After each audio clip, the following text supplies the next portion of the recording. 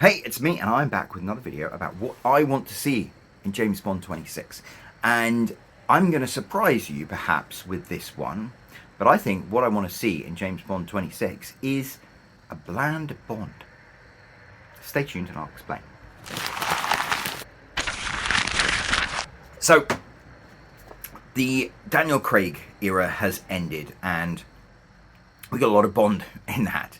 We got a very different Bond from the one who had appeared in the previous 19 movies. And when Bond 26 comes out, I would like to kind of go back to what Bond was before. Not that I think there's anything wrong with Daniel Craig's characterization of James Bond and the journey he went on and stuff like that. I thought that was cool. I got a payoff for it. I enjoyed the Daniel Craig era. I loved how he was emotionally invested in Vesper, and then in No Time to Die and Skyfall, they kind of created this character arc that all came together. I liked it. However, James Bond, I think, is a character who you don't need to give a character arc to. In fact, he's the one character you don't need to give a character arc to. Think of all the movies that happened before Craig.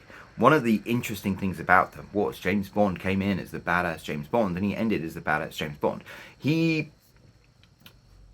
almost didn't seem like a real person, and I don't mean that in a bad way. What I mean is he was solid. He was a blunt instrument for Her Majesty, and he was cool and suave, and he drank fancy wines and fancy whiskies, and he was an expert gunfighter and a killer, and he was cool, and everyone wanted to be him.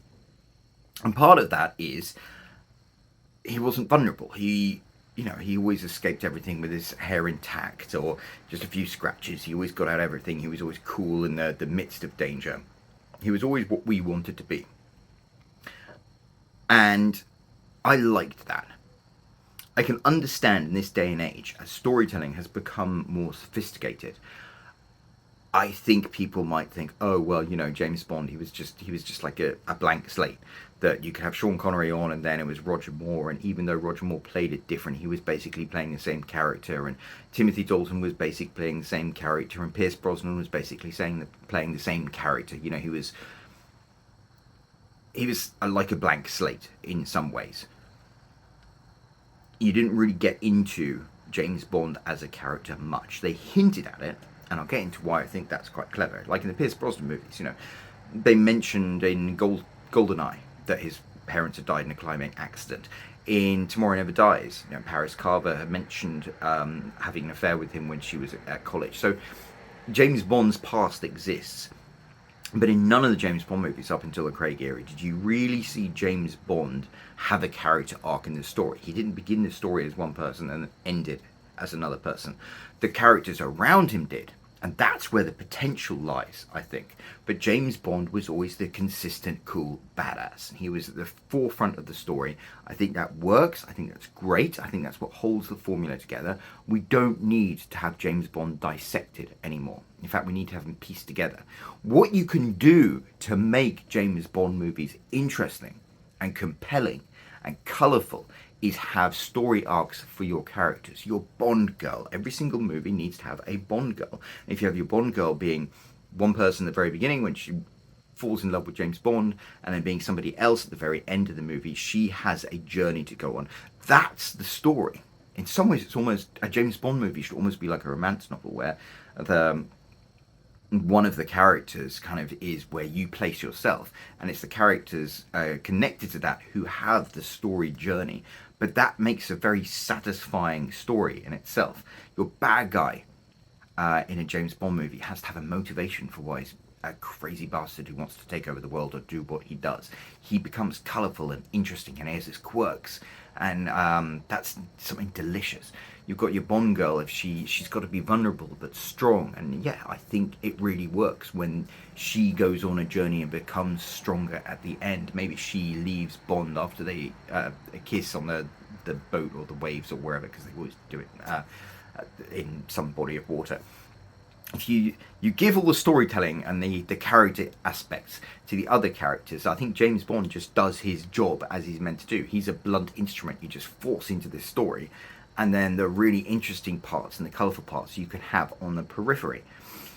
It's what I think has made some of the best James Bond movies work so well.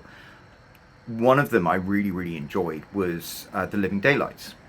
And Timothy Dalton was Timothy Dalton running off a script that was probably written for Pierce Brosnan. Um, but Kara as a character, as the Bond girl, was interesting. She started off so foolish and naive, and then she gained a certain strength and a certain confidence towards the end of it. That was great. The character of Whitaker in that as the bad guy was interesting because you found out more about him, that he was this army wannabe who got kicked out of West Point and got into arms dealing so he could live out his fantasies of being a soldier. That's a colourful Bond character. I like that. Yorgi, the Russian defector, who was actually just trying to do things to line his own pockets. It's interesting and colourful. You can have all of the interesting characters on the periphery of James Bond and make James Bond bland. Make him the person that we experience the story through the eyes of, because that's how all of the movies up till the Craig era really did what they did best. I don't know. I'd be interested to know your opinion on that, what you think. But I really don't want to have us dissect James Bond anymore, and I don't really want to go on this big long journey with James Bond, because I kind of feel like we've gone on that already. If you had the same James Bond for like 4 movies, you could maybe like have him start off as young and fresh and end as like tired and worn out. Maybe that's kind of that. You don't need to give him the same story arc that you gave Daniel Craig. That's done. That got blown up when Daniel Craig got blown up. So let's keep Bond bland, or let's at least keep Bond as who we know and love as James Bond. Anyway, my 2 cents. I'll come back with something else that I've thought about and that I want in the next James Bond film tomorrow. But until then, let me know whether you agree with me in the comments down below, and I'll talk to you later. Ciao. I'm Roland Hume. I've sold 67,000 copies of my books. If you want to find out how I did it, I've got the link right here you can click. And otherwise, don't forget to subscribe. I've got more videos coming soon. Thank you.